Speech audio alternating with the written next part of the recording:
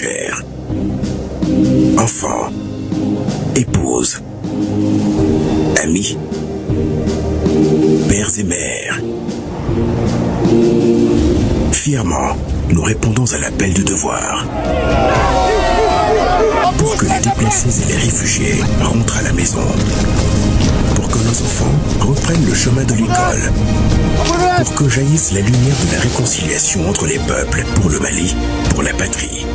Cette voie, nous l'avons choisie, au prix de nos vies. Nous défendrons nos couleurs.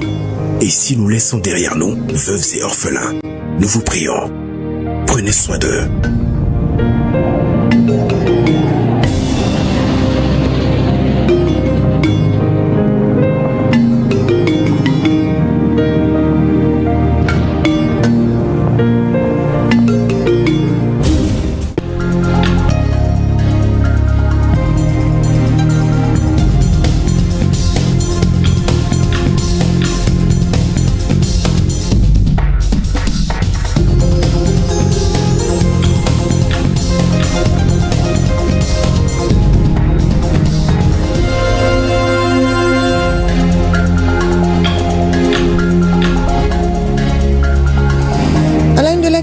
Ce 16 mai 2025 est le 48e anniversaire de la disparition du président Modibo Keïta. Ce matin, le Premier ministre a déposé une gerbe de fleurs sur sa tombe au cimetière d'Amdalaï avant de saluer le combat de nos pères de l'indépendance.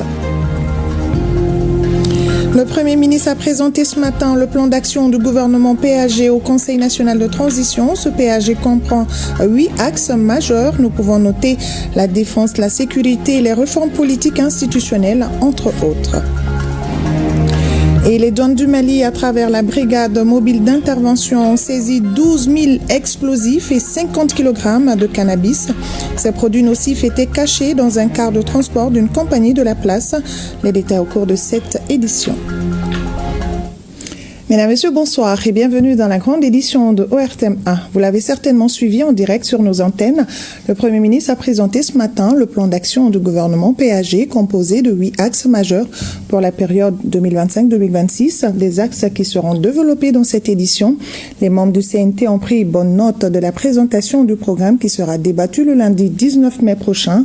Retour sur quelques séquences de la présentation avec Sidiki Dambélé. Bienvenue à la 3e séance plénière de la session ordinaire d'avril 2025. La séance est ouverte. C'est un jour de grand oral pour les premiers ministres, chefs du gouvernement, face aux membres du Conseil national de transition. La présentation du plan d'action du gouvernement en 2 phases. Une cérémonie solennelle et pleine de signification et pour l'exécutif et pour le législatif dans un contexte pas facile. Au regard des différents enjeux de la crise multidimensionnelle de laquelle notre pays est en train de se remettre, je voudrais rendre un vibrant hommage au vaillant peuple malien pour sa résilience et son sens élevé de discernement en cette période cruciale de l'histoire de notre pays. Au nom des membres du gouvernement et au mien propre, permettez-moi, Monsieur le Président, Monsieur les membres du Conseil national de transition, de vous adresser nos sincères remerciements pour l'accueil chaleureux réservé à ma délégation ainsi qu'aux hommes et femmes de bonne volonté qui ont bien voulu être témoins de ce moment décisif de l'histoire de notre pays. Pour cette première phase de présentation qui a duré moins de 60 minutes, avec juste une pause, le temps de prendre une gorgée d'eau. Avant de passer à l'axe 5, je voudrais peut-être, avec votre autorisation, boire un peu d'eau, puisque nous sommes déjà à la moitié des axes.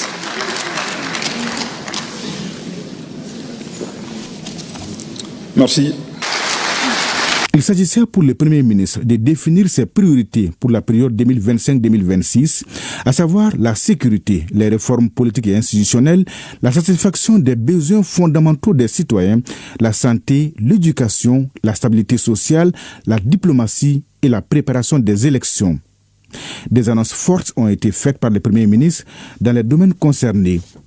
Il reste maintenant aux membres du CNT de débattre et d'approuver cet ambitieux plan d'action le lundi prochain pour le bonheur des Maliens. Oui, des annonces fortes ont été faites. En tête de liste des axes du PAG, il y a le renforcement de la défense et de la sécurité suivi des réformes politiques institutionnelles. Autre axe majeur, l'amélioration de la couverture sanitaire. Yaya Konaté s'est intéressé à ces trois axes, suivant son reportage. Elle constitue aujourd'hui la priorité des priorités. Logiquement donc, les questions de défense et de sécurité sont en première ligne dans le plan d'action gouvernemental proposé par le Premier ministre, tout comme dans la lettre de cadrage dont il découle. Un choix dicté par le contexte marqué par la subsistance des actes terroristes, mais aussi de la criminalité transnationale. Tout en saluant les succès remportés par les FAMA, marqués par la reprise de zones stratégiques, la neutralisation d'importants groupes terroristes et la sécurisation d'espaces reconquis, le gouvernement s'engage à redoubler d'efforts dans la sécurisation du territoire et la protection des personnes et de leurs biens. Cela se traduira notamment par des actions de renforcement des capacités opérationnelles des forces armées et de sécurité. Pour soutenir les actions salvatrices de nos vaillantes forces de défense et de sécurité, il sera procédé à l'acquisition de nouveaux matériels et équipements majeurs, la construction des camps militaires, notamment à Bougouni, Koutiala, San, Kita, Djema, Nyoro du Sahel, et le mémorial dont la construction a déjà commencé pour immortaliser nos héros tombés sur le théâtre d'opération, la construction et l'équipement de l'hôpital militaire de Banangoroni, le recrutement et la formation de 15 000 hommes supplémentaires et la mise en place à travers l'opération Dugukoloko de plateformes opérationnelles. La présence de l'État sera renforcée sur l'ensemble du territoire national, surtout au niveau des zones de grande insécurité. Ainsi, nos FAMA bénéficieront à la fois de moyens appropriés pour accomplir leur mission et d'un environnement propice à leur épanouissement professionnel. S'agissant de la libre circulation des personnes et de leurs biens, le gouvernement renforcera la sécurisation des axes routiers et procédera à l'organisation de patrouilles de grande envergure sur tout le territoire national, avec le recrutement de 9 000 agents de forces de sécurité. Une reconnaissance aux forces armées et de sécurité pour leur patriotisme et leur héroïsme et une minute de silence qui s'impose à la mémoire de toutes les victimes de la crise que traverse le pays. Un pays qui fait face à des menaces existentielles de la vie du chef du gouvernement, d'où la deuxième priorité, le chantier de la refondation. Le chantier de la refondation, c'est bien celui-là qui permettra d'instaurer une nouvelle gouvernance, de bâtir des institutions légitimes et de construire un citoyen de type nouveau, pétri de valeurs républicaines. Après l'adoption de la nouvelle constitution, les réformes se poursuivront, annonce le Premier ministre, dans la même approche inclusive en vue de renforcer le cadre institutionnel. Au plan des réformes structurelles, l'opérationnalisation du système intégré de gestion des ressources humaines de l'État et des collectivités territoriales, SIGRH, permettra à l'État de disposer d'un fichier unifié et d'avoir une plus grande maîtrise des effectifs et de la masse salariale des fonctions publiques. Dans le cadre de l'assainissement de l'écosystème associatif, il sera procédé à la relecture de la loi régissant les associations et la définition des conditions d'exercice de la mission de veille citoyenne par les organisations de la société civile. Les dossiers transmis par les structures de contrôle dans le cadre de la lutte contre la corruption et les atteintes aux biens publics seront instruits systématiquement et les enquêtes seront diligentées. Tous les biens saisis ou confisqués en lien avec la délinquance économique et financière, le financement du terrorisme, l'enrichissement illicite et la criminalité transnationale organisée seront gelés. L'amélioration de la couverture sanitaire du pays, autre axe majeur du plan d'action proposé aux conseillers nationaux par le Premier ministre.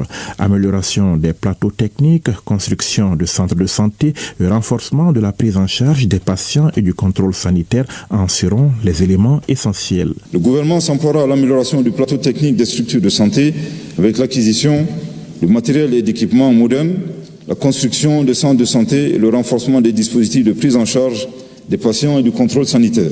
Ainsi, il sera mis en place 7 cliniques modulaires, un laboratoire médical de type P2, 3 centrales de production d'oxygène, des incinérateurs dans des CSCOM de 102 communes, un gamma caméra et des systèmes solaires pour le fonctionnement des Genxper.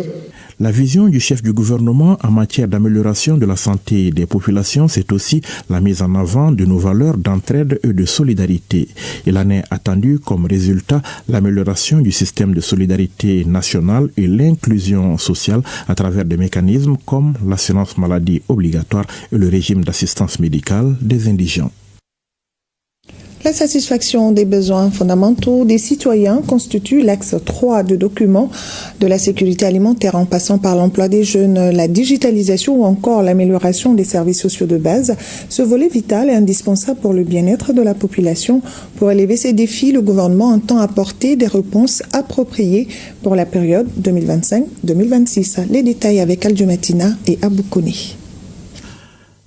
Plan d'action du gouvernement pour la période 2025-2026, la satisfaction des besoins fondamentaux de la population, axe 3 du PAG s'inspire des préoccupations légitimes du peuple malien exprimées lors des grandes assises des forces vives de la nation.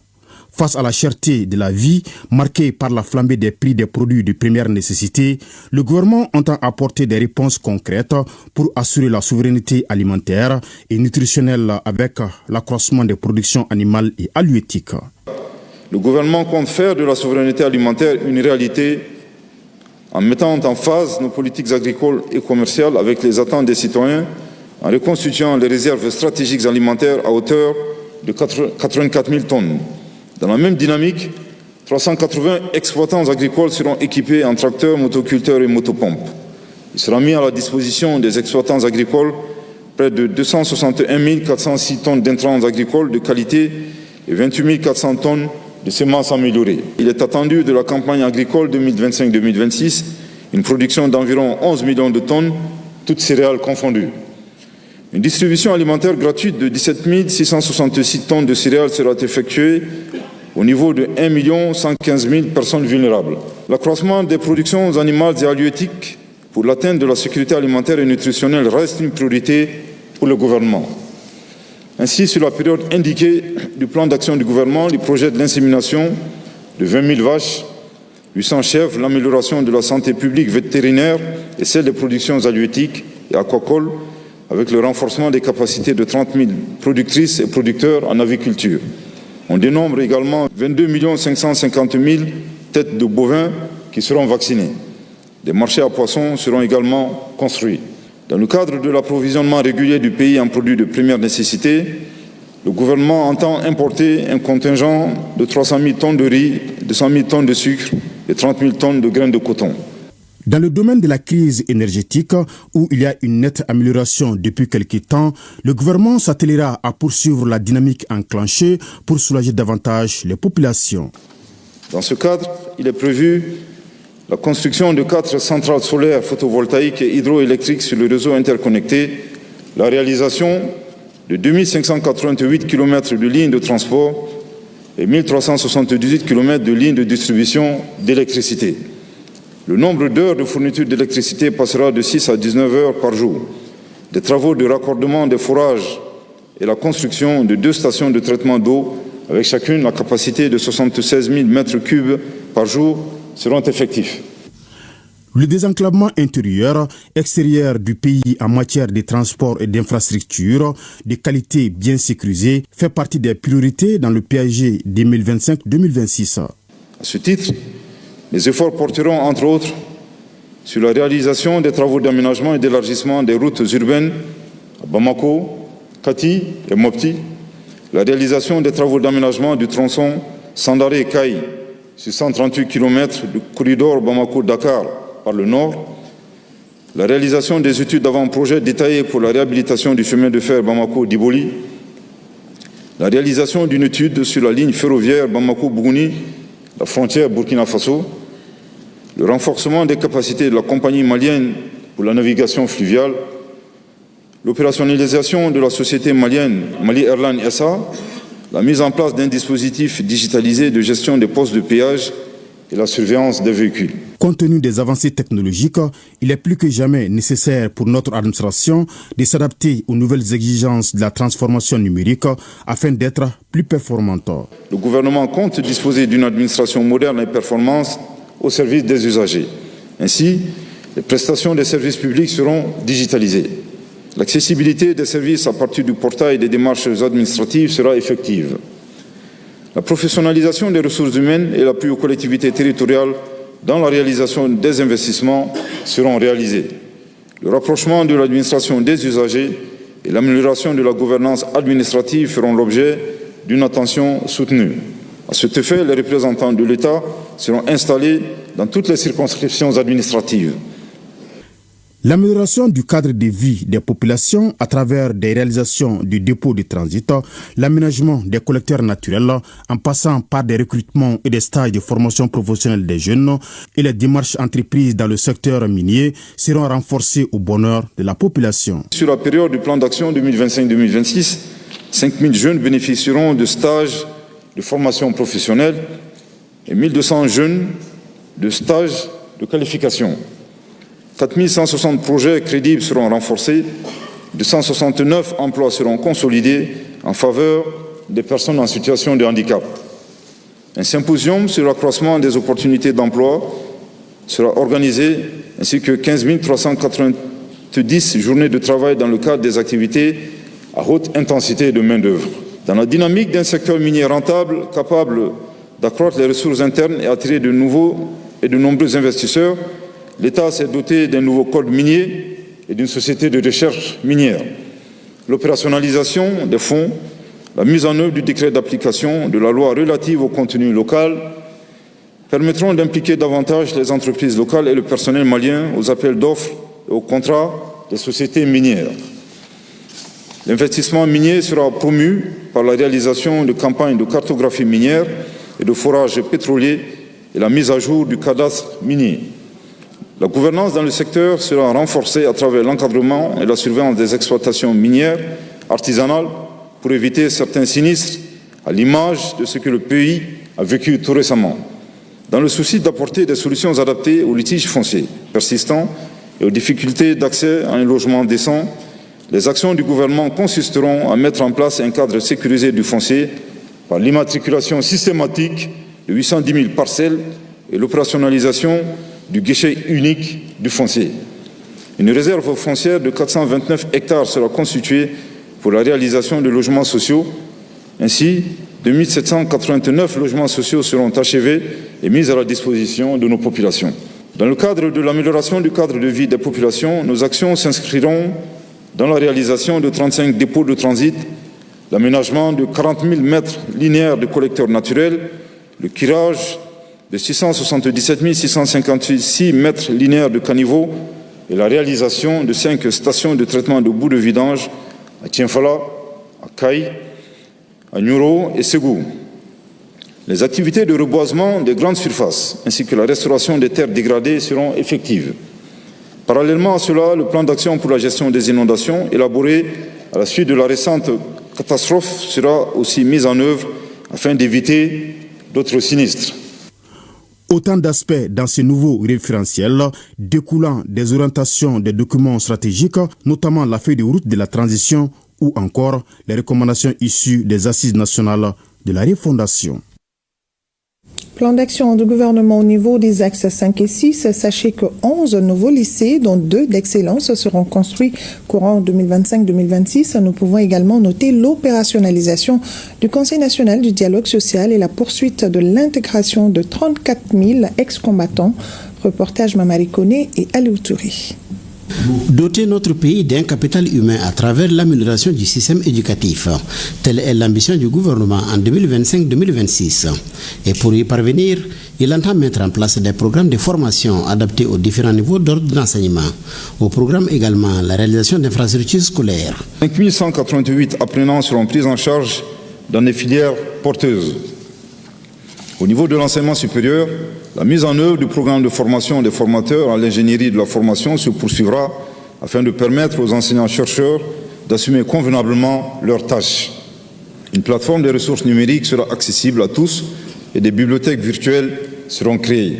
Par ailleurs, les capacités d'accueil et d'études des établissements d'enseignement seront renforcées par la construction et l'équipement de 85 écoles fondamentales et de 11 lycées, dont 2 d'excellence.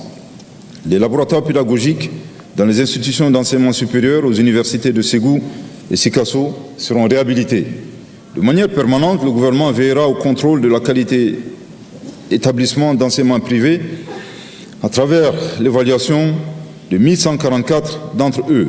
L'apaisement du climat social, la disponibilité des ressources humaines de qualité au sein de l'administration publique et l'amélioration des conditions de vie des travailleurs constituent le socle de l'axe 6 consacré à l'apaisement du climat social. Pour préserver et consolider la paix, le gouvernement entend renforcer le dialogue social.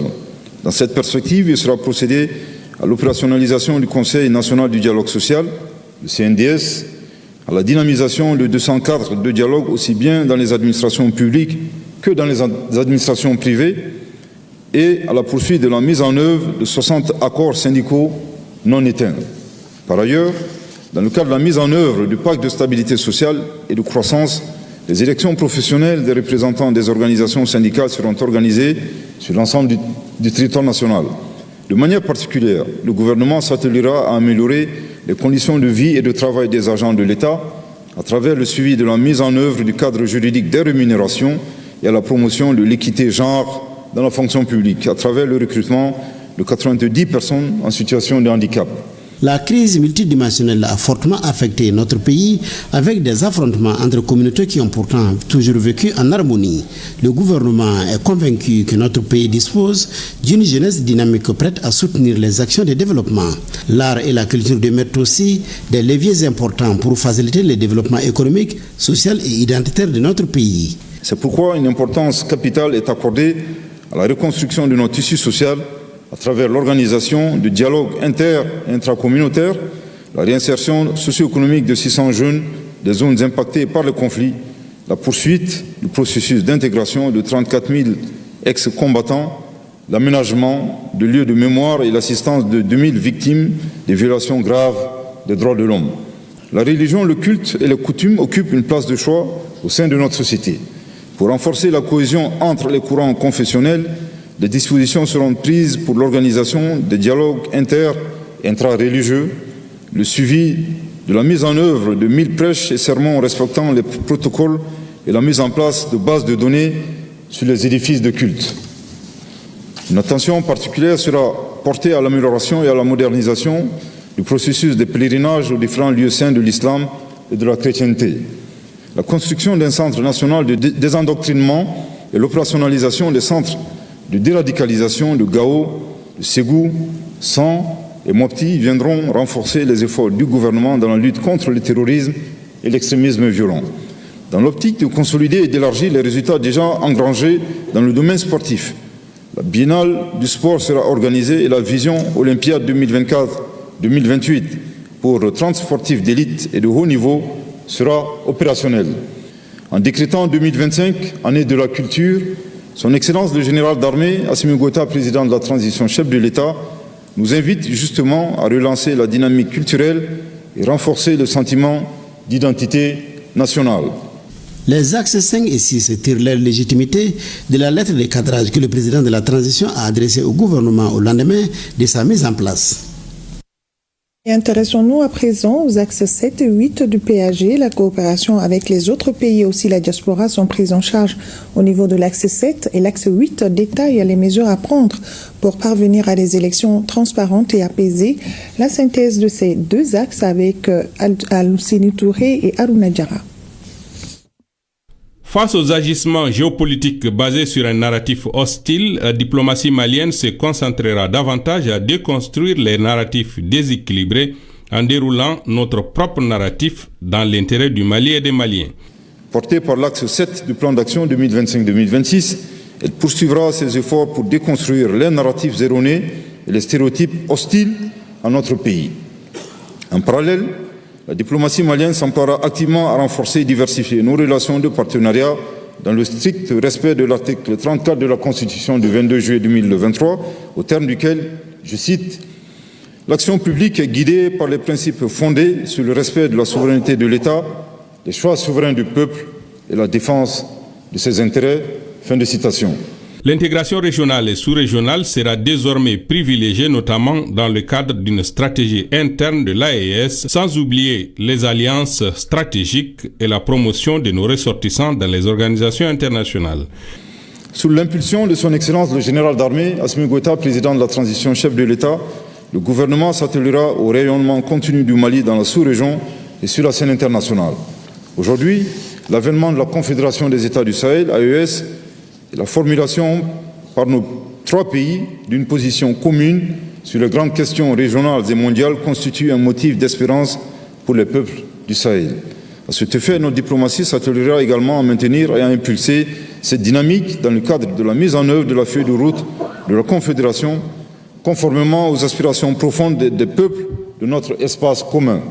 Elle entend fortement contribuer au renforcement du mécanisme de coordination afin de mieux porter les voix de notre pays et de l'AES. Les Maliens de l'extérieur seront assistés où qu'ils se trouvent pour continuer à jouer leur partition dans la marche glorieuse de notre nation.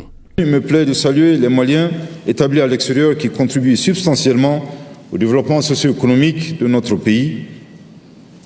Ceci se matérialise à travers de nombreuses contributions matérielles, financières et académiques pour notre pays. En 2023, les transferts d'argent de notre diaspora étaient estimés à 700 milliards de francs CFA, soit 5,6% du produit intérieur brut. À cet égard, le gouvernement poursuivra dans le plan d'action 2025-2026 ses efforts dans la mobilisation et la valorisation de leur apport, la promotion du co-développement et l'investissement productif, la mise en place d'un mécanisme d'accompagnement des projets porteurs, l'amélioration de leurs conditions de vie à travers l'accès rapide aux documents administratifs et le renforcement de l'assistance à leur endroit. L'axe 8 repose sur la nécessité de bâtir une architecture électorale efficace garantissant les conditions d'organisation d'élections crédibles et apaisées. Dans un pays qui se remet d'une décennie de crise multidimensionnelle, nous ne ménagerons aucun effort pour éviter à notre pays une crise électorale. Cette préoccupation nous oblige à prendre de manière rigoureuse avant toute élection les dispositions politiques, sécuritaires et techniques idoines. C'est pourquoi le gouvernement compte accorder une attention particulière à l'élaboration et la consolidation de l'arsenal juridique y afférent. Tels sont les engagements du Premier ministre dans le domaine de la diplomatie et de la tenue d'élections fiables et incontestables, tels que mentionnés dans les axes 7 et 8 de la DPG. Voilà, c'est ce que nous pouvons retenir de la présentation du PAG ce matin par le Premier ministre. À suite de ce journal, et je le disais dans les titres, le Premier ministre, chef de gouvernement, a déposé une gerbe de fleurs sur la tombe du président Modibo Keïta, 48 ans après sa disparition. Le général de division Abdoulaye Maïga a salué le combat mené par le président Modibo Keïta et ses compagnons pour notre indépendance et notre dignité. Plusieurs membres du gouvernement, la famille Keïta et d'autres personnalités ont pris part à cette cérémonie ce matin au cimetière d'Amdalaï. Le film de la cérémonie avec Mamari Koné et Alou Touri. Cimetière de Amdalaï ce vendredi 16 mai 2025. Après la fine pluie des premières heures de la journée, le Premier ministre et le chef du gouvernement vient au nom du président de la transition se recueillir sur la tombe du père de l'indépendance de notre pays, Feu Modibo Keïta. Revue de troupes, accueilli.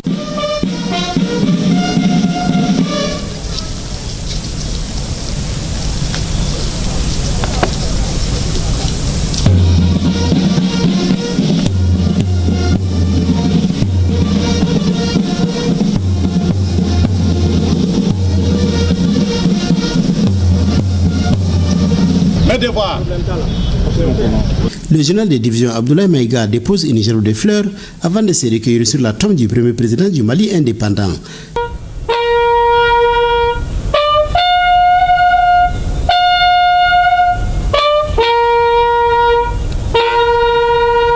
Le chef du gouvernement a saisi l'occasion pour rendre hommage au président Feu Modibo Keïta qui a su imposer autour du Mali le respect dans le concert des nations.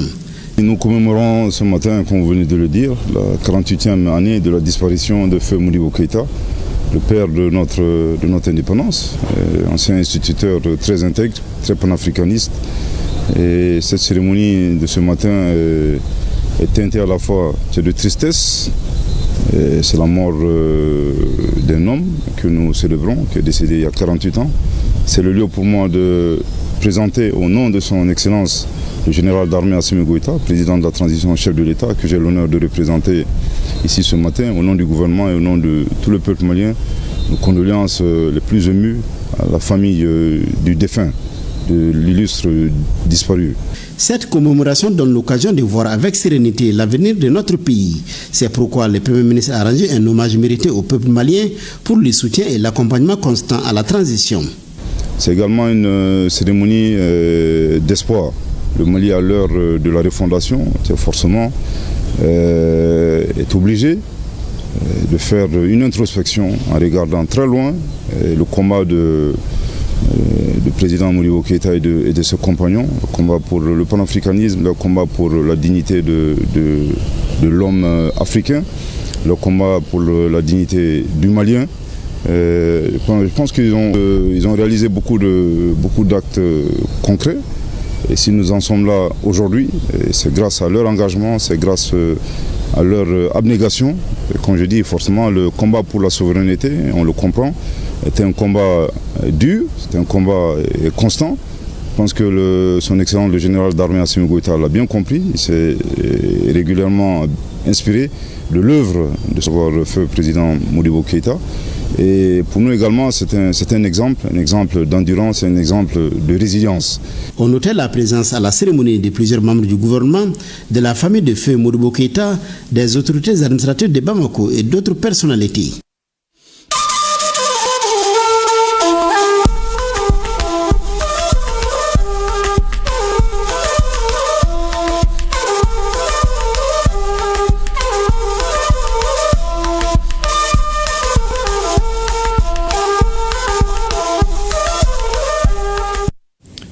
L'actualité AES nous amène tout d'abord à la primature où le Premier ministre, ministre de l'administration territoriale et de la décentralisation, le général de division Abdoulaye Maïga, a reçu en audience les directeurs généraux des douanes de la Confédération des États du Sahel, Burkina Faso, Mali et Niger. C'était pour faire le compte-rendu des conclusions de leur rencontre tenue ici à Bamako. Le premier chef de l'administration a salué les résultats enregistrés par les douanes des 3 pays. Écoutons le directeur général des douanes du Mali, inspecteur général Amadou Konaté, au micro de Mamari Koné et Alou Touré. Nous avons profité de l'audience pour parler un peu de ce que nous sommes venus faire à Bamako. Dès la signature du traité de la Confédération de l'AES, l'une des premières administrations, ou parmi les premières, ce sont les douanes qui se sont réunies à Niamey pour prendre en charge immédiatement cette nouvelle donne-là. Au cours de cette réunion, nous avons fait des recommandations. Après Niamey, il y a eu des rencontres thématiques sur certaines activités particulières à Lomé, à Ouagadougou. Aujourd'hui, nous sommes à Bamako pour vraiment évaluer les recommandations qui ont été faites au cours de ces différentes réunions. Et deuxièmement, pour donner des avis éclairés à nos autorités de tutelle dans les éventuelles négociations. Globalement, ce qu'on retient, c'est qu'au niveau des douanes, on peut dire que nous sommes au vert. J'imagine que le chef du gouvernement vous a prodigué des conseils. Oui, il nous a d'abord félicité pour les résultats.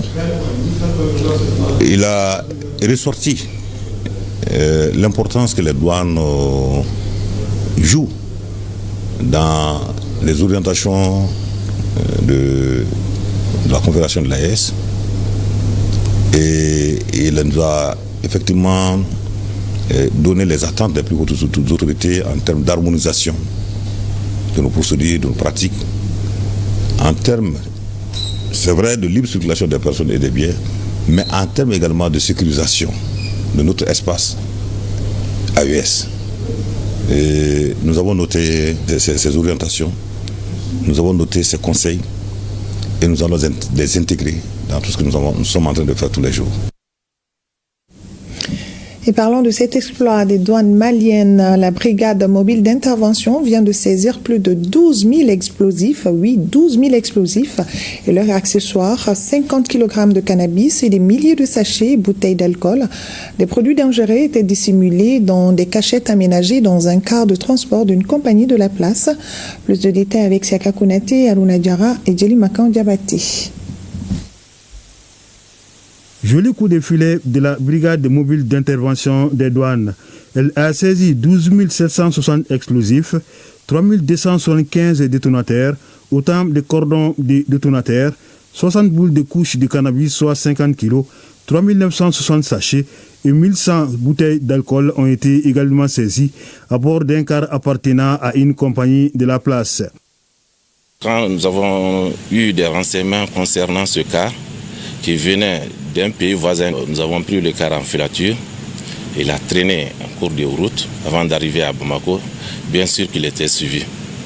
Bon, quand le car est arrivé, nous l'avons fait venir dans la cour. On a procédé à une fouille intégrale où nous avons trouvé d'importantes quantités de bâtons d'explosifs dans les cachets aménagés, dans les soutes. Il est rare de faire ce genre de saisie ensemble. Les bâtons d'explosifs, les détonateurs et le cordon d'explosifs, c'est très rare. Et nous venons de faire une saisie sur l'ensemble de ces produits dangereux. La BEMI a réalisé cette prouesse en exploitant minutieusement les renseignements qui lui ont été fournis par les douanes de certains pays de la sous-région. Cette saisie découle de la volonté du directeur général depuis un certain temps, à travers le renseignement, de renforcer, d'intensifier la lutte contre la fraude. Les faits précédents, il y a à peu près une semaine, vous avez vu une recrudescence des saisies. Ce n'est pas fortuit, c'est suite à un système de renseignement, de travail sur le renseignement qui a été préparé pour aboutir à cela. Il s'agit là d'une saisie hors norme, eu égard à la nature des produits frauduleusement introduits sur le territoire national à des fins criminelles. Elle intervient au moment où les directeurs généraux des douanes de l'espace AIS sont en conclave à Bamako. Saisie hors norme parce que les planificateurs de dessins criminels ont fait leurs calculs. Ils ont pensé que, à la faveur de la réunion que nous sommes en train de tenir avec l'AES, les douanes sont mobilisées totalement pour la réussite de cette rencontre. Ils ont fait un mauvais calcul. Ils ont estimé que pendant cette période-là, les douanes vont baisser la garde. Mais ils se sont totalement trompés. Autant nous sommes en train de gérer cette rencontre avec beaucoup de succès, autant nous restons vigilants. C'est des produits qui étaient destinés à faire du mal au pays en entier, à faire du mal aux populations, à faire du mal aux porteurs de réforme. Le moyen de financement dans la continuation de cette entreprise criminelle était déjà dedans, c'est-à-dire des drogues dures, une qualité de drogue et fabriquée à base d'ossements humains et puis avec du cannabis. Quand on va mélanger une drogue qu'on appelle le kush avec des ossements humains et du cannabis, où est la religion derrière tout ça? Coup de chapeau donc du directeur général à ces brigades qui œuvrent nuit et jour pour la sécurisation du pays aux côtés des forces armées. Ça fait 2 mois, nous sommes partout. Nous sommes en train de traquer. Nous traquons sur les fleuves. Nous traquons sur les routes. Nous traquons même dans les cimetières. Et nous traquons au niveau des aéroports. Je voudrais remercier les plus hautes autorités de notre pays pour tous les accompagnements en termes de renforcement de capacité, que ce soit en termes de renforcement de moyens de lutte contre la fraude. Elles sont en train de faire, dans la limite des possibilités de l'État malien, ce qui peut être fait. Nous sommes aujourd'hui très satisfaits de la collaboration entre les douanes et l'armée. Parce qu'à la faveur des conquêtes de l'armée sur le terrain, nous sommes en train de nous déployer. Au-delà de ça, nous sommes aujourd'hui dans des missions mixtes, douane-armée, au niveau des frontières sensibles. Cri de cœur du directeur général aux autorités pour que celles-ci renforcent les effectifs des douanes. Ceux existants sont insuffisants pour couvrir l'ensemble du Mali, un pays qui fait frontière avec 7 autres. Et chapeau à nos douaniers. Au Niger, le ministre malien de l'Industrie et du Commerce séjourne à Niamey. C'est pour mettre des stratégies en place pour un bon approvisionnement en hydrocarbures des régions du nord du Mali. Pour bien accorder les violons, il a rencontré son homologue du Niger et aussi le ministre nigérien du pétrole, Jamila Amadou. Le gouvernement malien, à travers le ministère de l'Industrie et du Commerce, a pris l'initiative, dans le cadre de la Confédération des États du Sahel, AES, de renforcer la coopération avec la République du Niger pour sécuriser cet approvisionnement à travers un axe alternatif.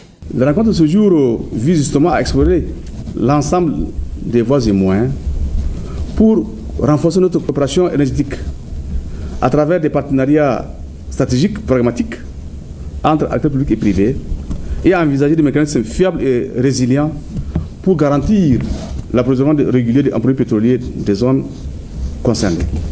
Pour le ministre nigérien du Commerce et de l'Industrie, Abdoulaye Seydou, le raffermissement des liens d'amitié et de coopération entre les trois pays de l'AES prouve à suffisance la solidarité entre les trois pays et la vision commune à fédérer leurs efforts pour un développement durable. Nous tenons déjà à remercier le ministre du Pétrole ainsi que la SONIDEP pour toutes les dispositions déjà prises pour que la délégation malienne retourne au pays avec un sentiment d'une mission bien accomplie. Cette vision partagée des trois chefs d'État de l'AES est le fil conducteur et la feuille de route à nous, ministres, en charge de l'industrie et du commerce, du pétrole et de tous les autres segments de développement, de nous inscrire pour apporter les réponses les mieux appropriées à toutes ces problématiques liées aux questions de développement dans l'espace AES. Le ministre malien du Commerce va poursuivre sa série de visites internigériennes avec plusieurs rencontres avec les autorités de la refondation. Et au pays des hommes intègres, plus de 13 milliards de francs CFA seront mobilisés pour moderniser la ville de Ouagadougou afin de faciliter l'accès aux services à travers l'aménagement des voies et cela dans les 12 prochains mois. Un atelier technique a été organisé pour sensibiliser les acteurs sur ce projet. Le reportage de Aïcha Djanda. Avec ces projets, la ville de Ouagadougou devrait avoir un nouveau visage à travers les constructions d'ouvrages d'assainissement, des drainages des eaux pluviales et des éclairages publics, entre autres. Cette initiative du gouvernement burkinabé, soutenue par la Banque mondiale à plus de 13 milliards de francs CFA, vise l'amélioration des conditions de vie des populations de la commune. Les grandes activités qui seront menées dans ce cadre de ce projet vont consister donc à l'aménagement de 24 km de collecteurs et de caniveaux, à l'entretien de 24 km de collecteurs et de caniveaux existants. Il y aura l'aménagement de 16 km de routes en terre, de voiries donc en terre, et il y aura aussi la mise en œuvre de l'éclairage solaire sur un linéaire de 10 km. Et nous aurons aussi les mesures compensatoires en termes de plantation d'arbres pour 1200 unités. Cet atelier technique vise donc à sensibiliser les acteurs sur les enjeux du projet pour un déroulement des travaux pendant les 12 prochains mois.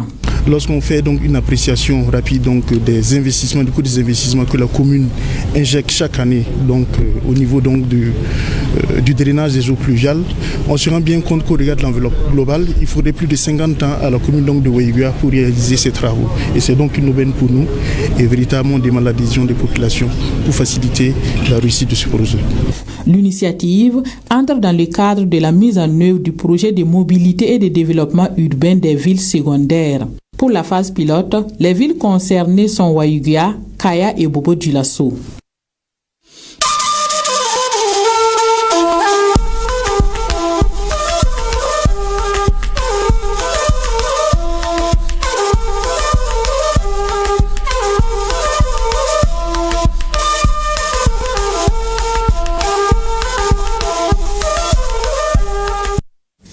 Et nous refermons la page AES pour continuer avec les journées promotionnelles sur la contractualisation dans la filière sésame au Mali.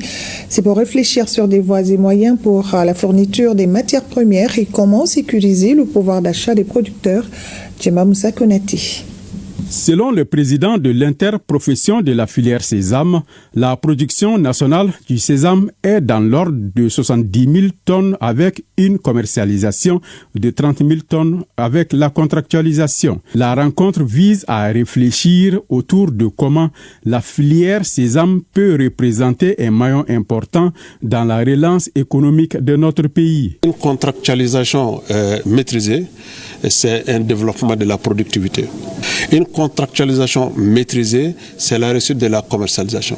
Et la commercialisation étant la plaie de toute filière, et si elle est maîtrisée dans le cadre de la contractualisation, nous pouvons dire que la filière est maîtrisée dans sa globalité. Pour sa part, le chef du département de l'agriculture attache du prix à la réussite de la contractualisation dans la filière sésame. Pour lui, la reconnaissance des organisations des exploitants agricoles comme des interlocuteurs légitimes de l'État dans leur domaine de compétences est une initiative salutaire. Pour y parvenir, la politique de développement agricole du Mali confie aux interprofessions agricoles la responsabilité de la promotion de l'agriculture contractuelle et la gestion des marchés, de l'offre et de la demande, des prix, de la qualité et la traçabilité des produits agricoles.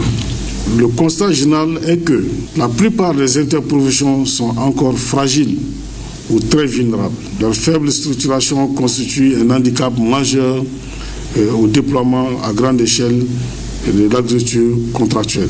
La finalité recherchée par les acteurs de la filière sésame à travers les accords interprofessionnels est la contractualisation formelle dans la filière sésame. La visite des stands des produits issus du sésame par le ministre Kéléma a mis fin à la cérémonie.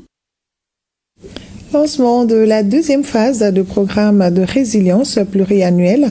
Ce programme permet de garantir à 200 000 enfants âgés de 3 à 18 ans d'une éducation de qualité d'ici à 2027.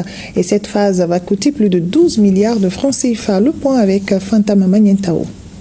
Cette nouvelle phase du programme pluriannuel de résilience éducative au Mali vise à sensibiliser et à mobiliser les ressources pour permettre à plus de 200 000 enfants maliens d'accéder à une éducation de qualité.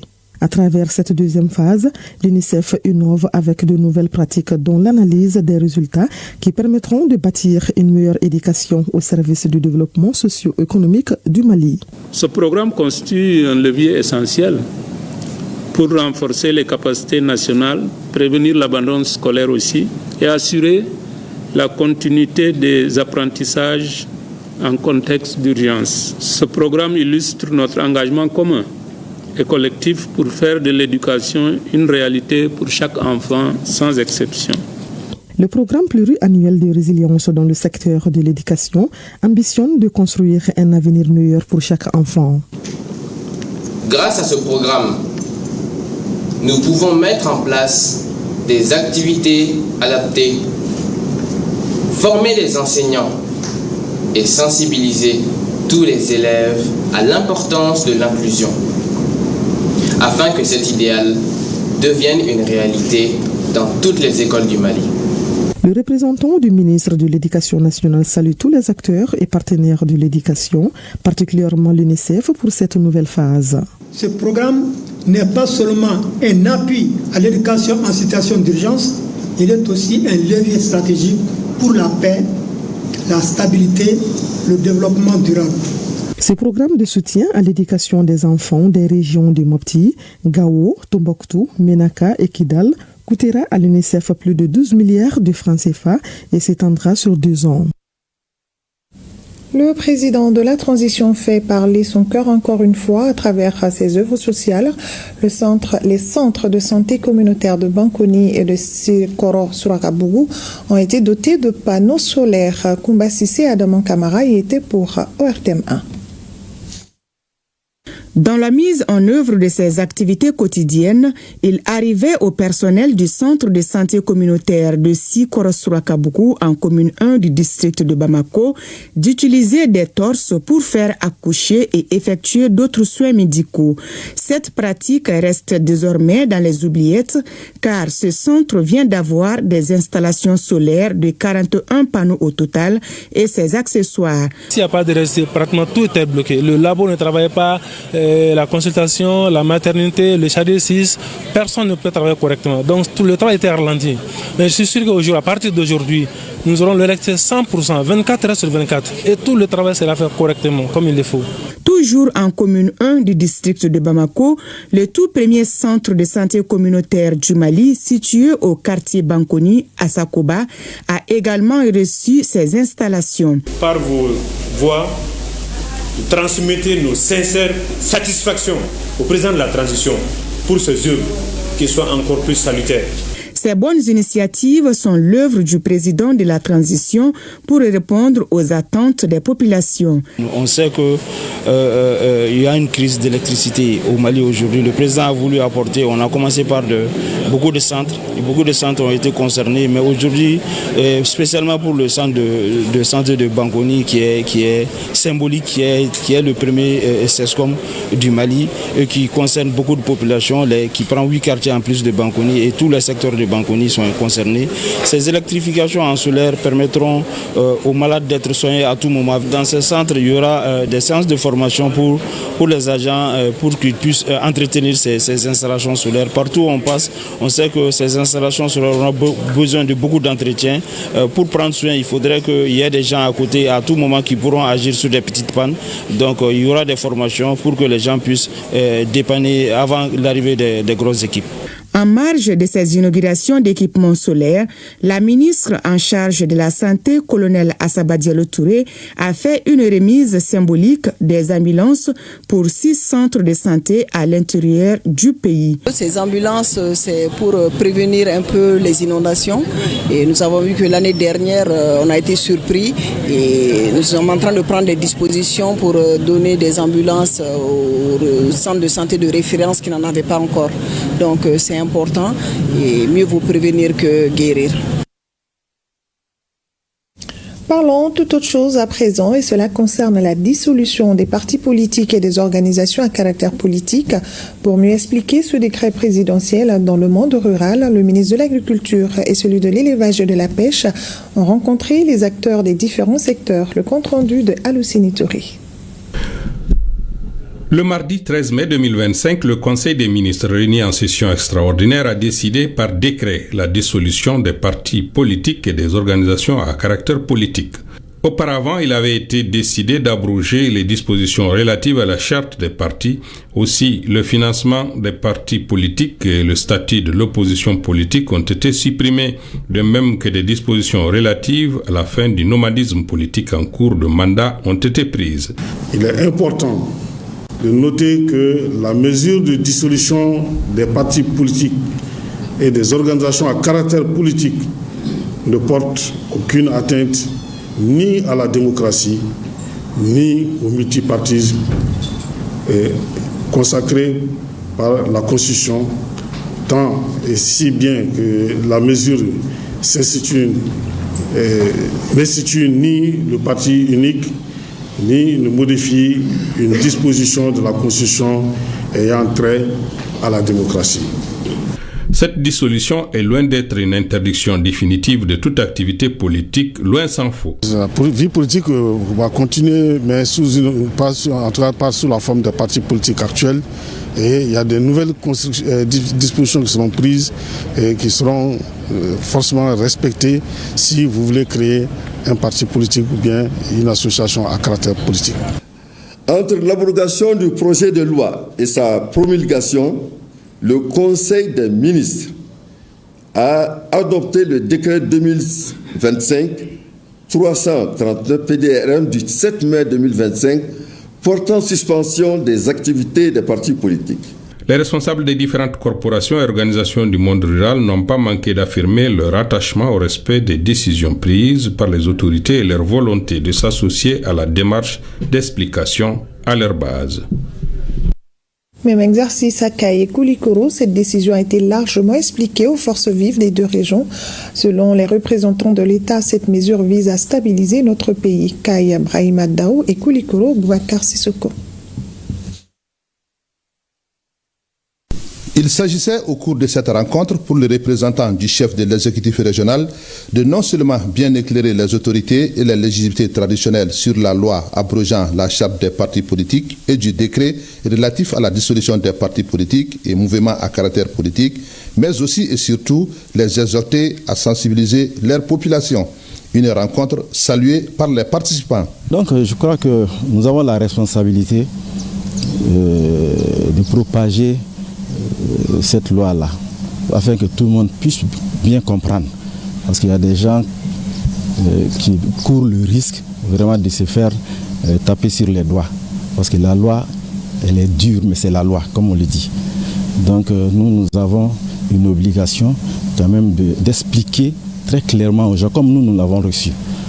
Parce que sinon, c'est nous qui en serons responsables. Les 28 et 29 avril dernier, des concertations nationales et CAI avaient été représentées. C'est ces recommandations qui ont été traduites en activité par le gouvernement, qui a abrogé d'abord la charte des partis et aussi une loi sur la prise en charge du chef de file de l'opposition.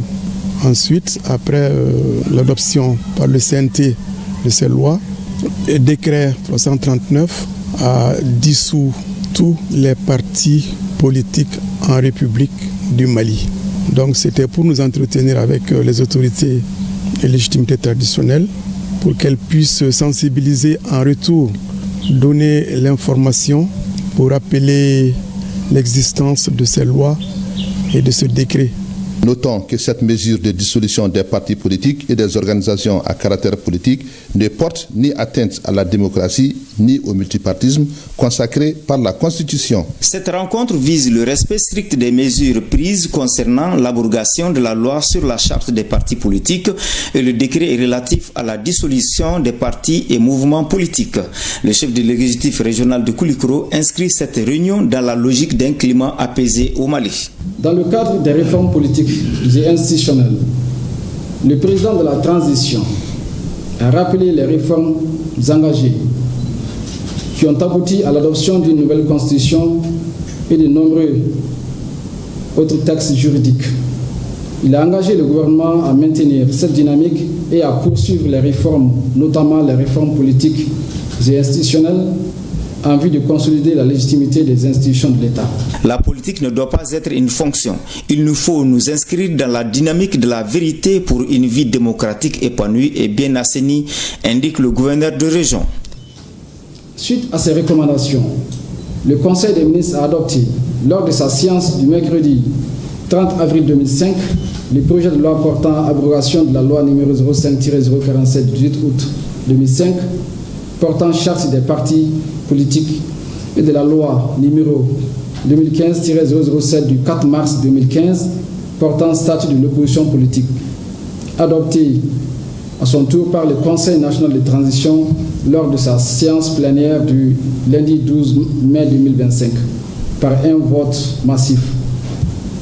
Cette loi a été promulguée par le président de la transition, chef de l'État, le 13 mai 2025. Les représentants des forces vives réitèrent leur soutien aux autorités de la transition pour cette initiative heureuse qui est l'une de leurs préoccupations soulevées lors des assises nationales de la refondation. Moi, vraiment, je suis très fier, très content de la communication que nous avons reçue.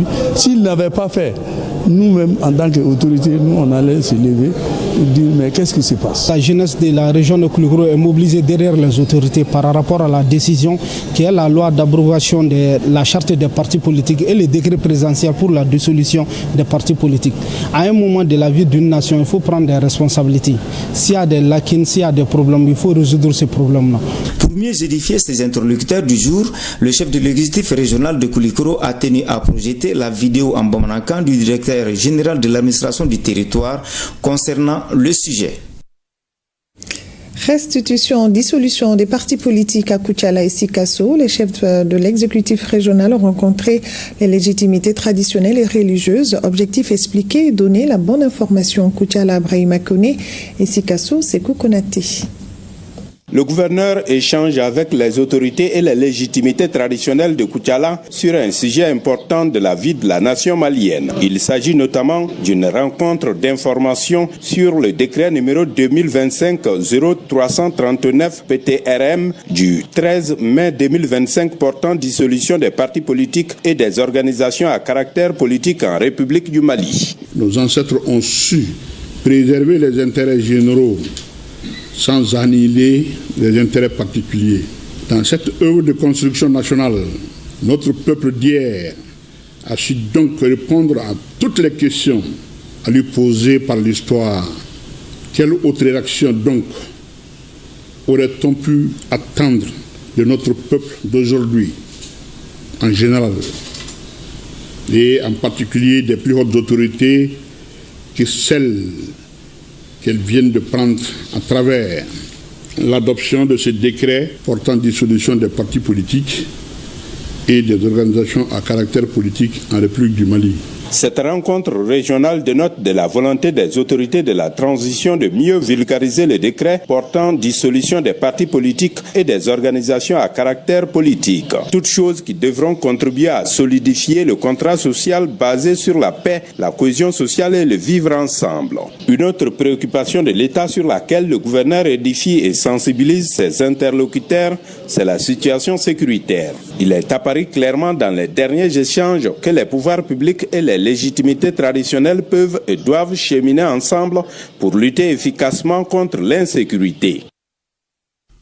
Pour cette rencontre qui regroupe les chefs de quartier de la commune urbaine, les représentants des familles fondatrices de la CAFO, des confessions religieuses et les communicateurs traditionnels, la chef de l'exécutif régional veut mieux informer les hôtes du jour sur la situation actuelle du pays, avec au cœur la loi portant abrogation de la charte des partis politiques et le décret pris en Conseil des ministres extraordinaire portant dissolution des partis politiques et toute organisation à caractère politique. Cette information, je la résume, c'est en fait des dispositions qui ont été prises pour que le pays puisse aller de l'avant, pour construire le Mali, puisque tout le monde parle de Mali Croix, tout le monde parle de la refondation du Mali. Et pour moi, la refondation du Mali concerne le cœur de chaque Malien.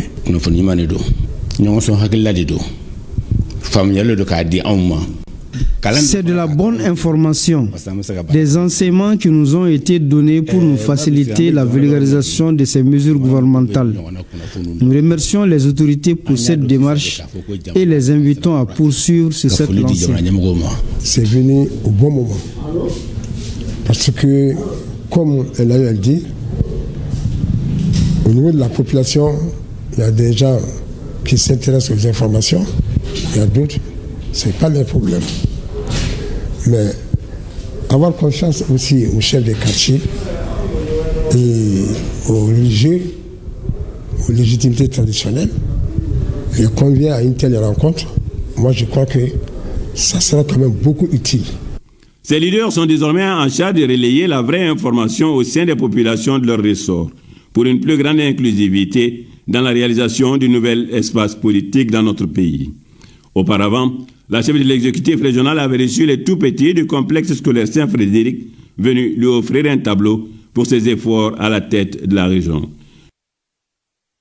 Également dans ce 20h, atelier d'échange et de partage entre une cinquantaine de journalistes du secteur public et privé et les acteurs des réseaux sociaux. Ce cadre visait à renforcer la collaboration entre ces différents acteurs. Plusieurs thèmes ont été débattus, notamment l'état des lieux des réseaux sociaux, les défis et perspectives de la presse ou encore les questions de réglementation et de régulation.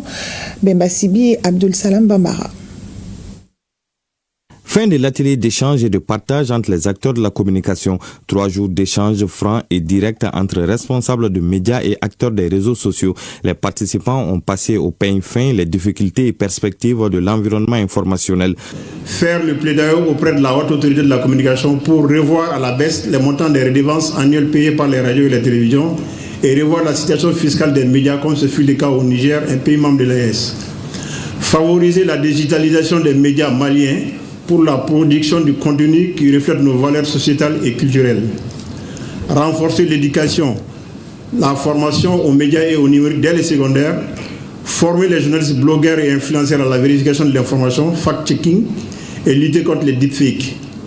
Mettre de l'ordre dans la pratique des vidéomènes, partenaire stratégique du gouvernement. Il ne faut pas oublier que notre problème au niveau des médias maliens n'est ni plus ni moins qu'une question de volonté politique, avec des recommandations capables d'aider les pouvoirs publics dans la prise de décision. L'objectif de ce cadre mis en place par le département en charge de la communication est d'améliorer les relations entre ces deux acteurs engagés dans l'information du public. Après 72 heures d'échange, les fruits semblent tenus la promesse des fleurs. Les recommandations formulées au cours de ces travaux sont d'une grande pertinence. Elles serviront de base à notre action pour renforcer les passerelles entre médias traditionnels et numériques, tout en consolidant un cadre de concertation permanent avec le département de tutelle. Le secrétaire général de rappeler que la situation de la presse est au cœur des préoccupations des autorités de la transition. A noter que l'une des recommandations de cet atelier est l'organisation des états généraux de la presse. Agriculture prospère est une offre de la Banque nationale de développement agricole BNDA à l'endroit de 4 filières interprofessions agricoles. Cette initiative vise à renforcer la compétitivité et la durabilité des organisations et des petites entreprises rurales. Le reportage de Ibrahim Kaukonaté et Gaussou Ashtouri. Cette signature de contrat entre la Banque nationale du développement agricole, BNDA, et les interprofessions agricoles vise à soutenir les filières mangue, blé, beurre de karité et la pomme de terre à travers l'offre dénommée Agriculture prospère. Cette nouvelle offre cadre parfaitement avec notre vision portée dans notre plan moyen terme qui est de faire de la BNDA une banque de référence au service de l'entrepreneuriat agricole par l'innovation. L'offre, qui est l'offre Agriculture prospère, est bien plus qu'une gamme de produits financiers agricoles. C'est une solution intégrée, conçue pour renforcer la compétitivité et la résilience des exploitants agricoles. Pour concrétiser cette dynamique, la BNDA accompagne ces secteurs tout en facilitant leur accès au financement. C'est une offre inclusive et qui va permettre de financer toute la chaîne de valeur de nos filières. Vous savez, nos filières, nous travaillons sur des produits. Chaque interprofession travaille sur un produit.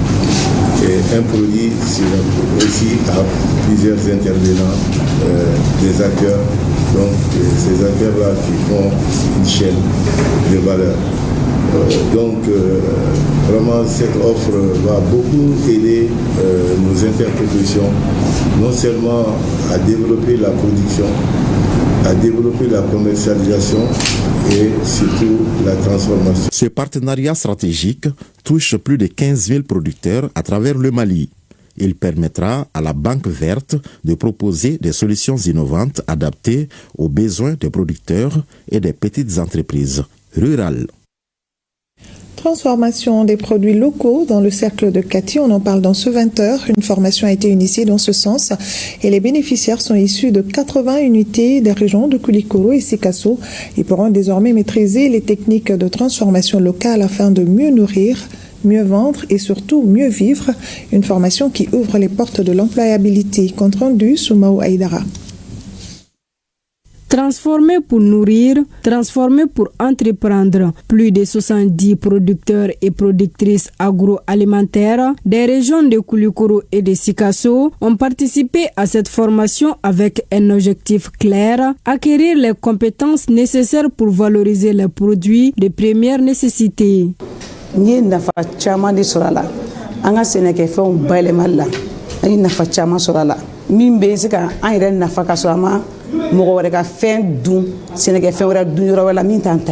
L'hygiène, c'est très important.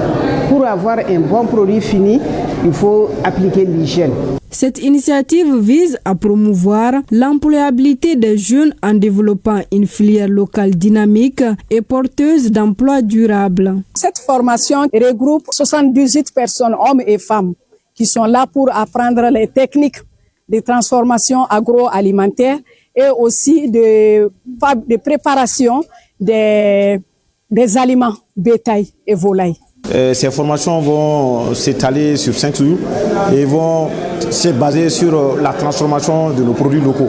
C'est extrêmement important. Si on arrive à valoriser ce secteur, je pense que ça va créer de l'emploi et ça va permettre à nos populations de consommer nos produits locaux. C'est extrêmement important, c'est ce qui est vraiment demandé. Ces projets bénéficient du soutien financier du projet Agra Alliance pour la résolution verte en Afrique, de l'accompagnement du projet Paysol Mali ainsi que de l'appui de l'État malien. Il s'inscrit dans une volonté partagée, valoriser les chaînes locales de transformation pour favoriser la consommation locale, créer de la valeur ajoutée et réduire la dépendance vis-à-vis des produits importés.